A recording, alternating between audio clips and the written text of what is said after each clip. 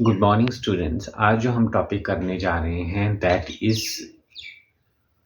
Is रिज़ॉल्विंग dispute. एक healthy peaceful industrial relationship के लिए जो है एक अच्छा रिलेशनशिप होने के लिए, पीसफुल रिलेशनशिप होने के लिए इंडस्ट्री में कहीं न कहीं हार्मनी होनी चाहिए वर्कफ़ोर्स और एम्प्लॉइज़ के बीच में। क्योंकि एक अच्छा ही रिलेशनशिप ही कहीं न कहीं ऑर्गेनाइज़ेशंस को बुलंदियों तक ले जाता है और एक अनहेल्दी रिलेशनशिप कहीं न कहीं उसको डुबो देता है। अब इन इंडस्ट्रियल डिस्प्यूट होने के क्या कारण हैं मेनली, वो डिफरेंट रीज़न्स हैं। सबसे पहले हम बात करते हैं वेजेस डिमांड की। सो ड्यू टू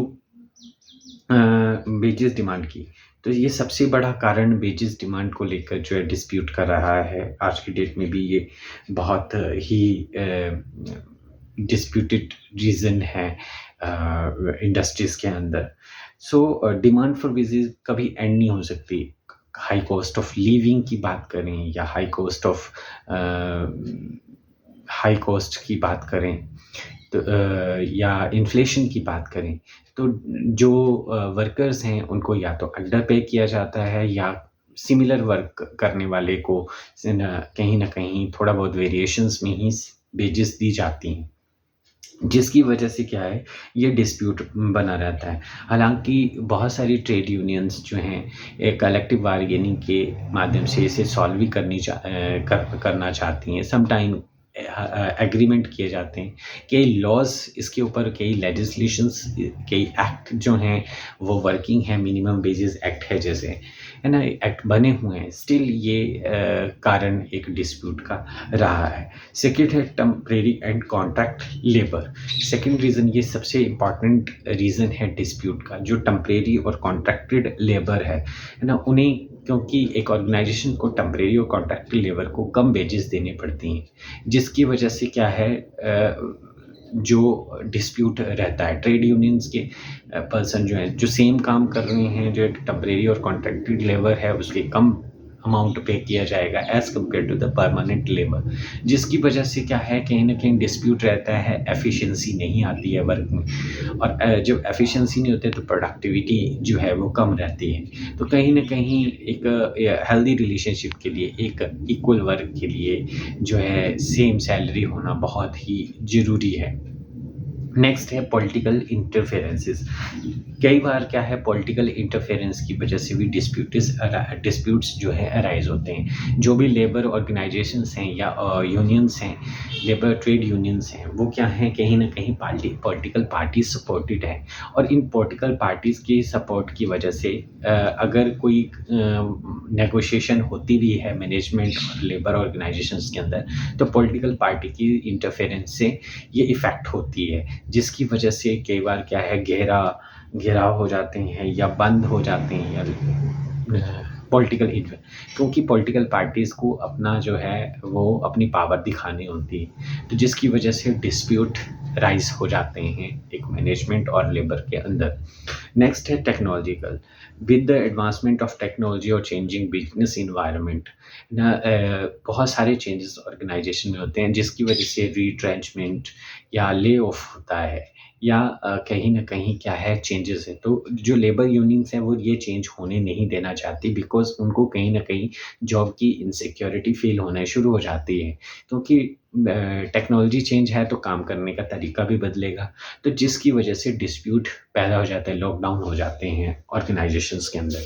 अगर हम बात करें नेक्स्ट ट्रेड यूनियंस की, सो ट्रेड यूनियंस के बीच में एक एचआर डिपार्टमेंट का एक फंक्शन है कि एक प्रॉपर हार्मोनी बना के रखना है, बट मैनेजमेंट समटाइम्स क्या है, इनकी जो है प्रॉब्लम्स को सुनती ही नहीं है ना? दे जस्ट इग्नोर, वो नहीं जानती कि they even don't recognise the trade unions, various trade unions, और उनके जो फीडबैक हैं या उनके जो सजेशंस हैं या पर्टिकुलर जो उनकी डिमांड है, उनको ध्यान से सुना ही नहीं जाता, जिसकी वजह से क्या है, लॉकडाउन हो जाते हैं या स्ट्राइक्स हो जाती हैं, जिसकी वजह से डिस्प्यूट अराइजेस होते हैं।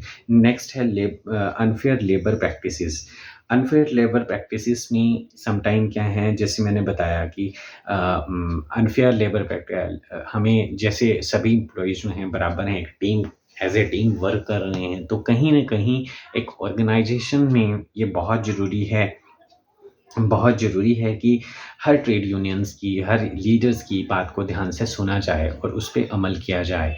बट ऐसा नहीं होता है। इवन वो अब ट्रेड यूनियंस को रिकॉग्नाइज़ भी नहीं करते हैं, उनको डिसीज़न मेकिंग में भी इन्वॉल्व नहीं करते हैं।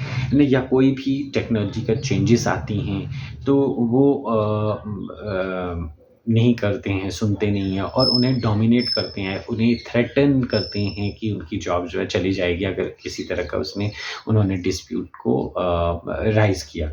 तो जिसकी वजह से क्या है, जो है न, या कोई बेनिफिट देना है या इंसेंटिव्स हैं या परफॉर्मेंस लिंक्ड कोई इंसेंटिव हैं, बोनसेस हैं, तो मैनेजमेंट ने इवन इग्नोर कर देती है। या कोई गवर्नमेंट की फैसिलिटीज़ हैं ना, जो कि एक लेबर को मिलनी है, वो इवन मैनेजमेंट समटाइम इसको इग्नोर कर देती है, टोटली इग्नोर कर देती है, जिसकी वजह से ये डिस्प्यूट अराइजेस होते हैं।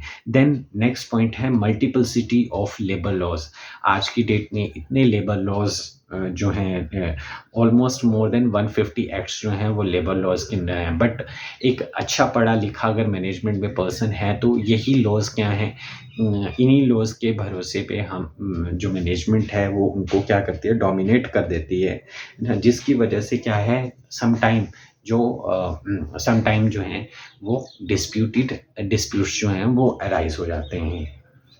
देन अदर रीज़न्स की अगर हम बात करें, इसके अलावा बहुत सारे अदर रीज़न्स हैं। सम टाइम क्या है कि कोई कंपनीज़ जो है अच्छा परफ़ॉर्म नहीं कर पाती है ना? उसकी जो है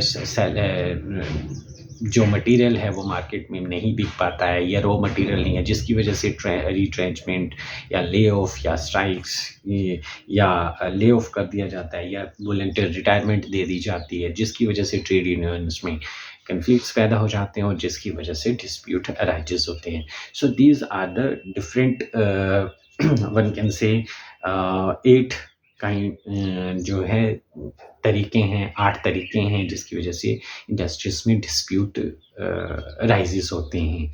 अब हम नेक्स्ट उसमें करेंगे कि इन डिस्प्यूट को सेटलमेंट कैसे किया जाता है, ना कैसे ग्रीवियंस को हैंडल किया जाता है, ये सारे नेक्स्ट। अगर आपको मेरी ये वीडियो पसंद आई है तो प्लीज़ मेरे चैनल एकेएम मैनेजमेंट क्लासेस को लाइक, शेयर और सब्सक्राइब करें। Thank you.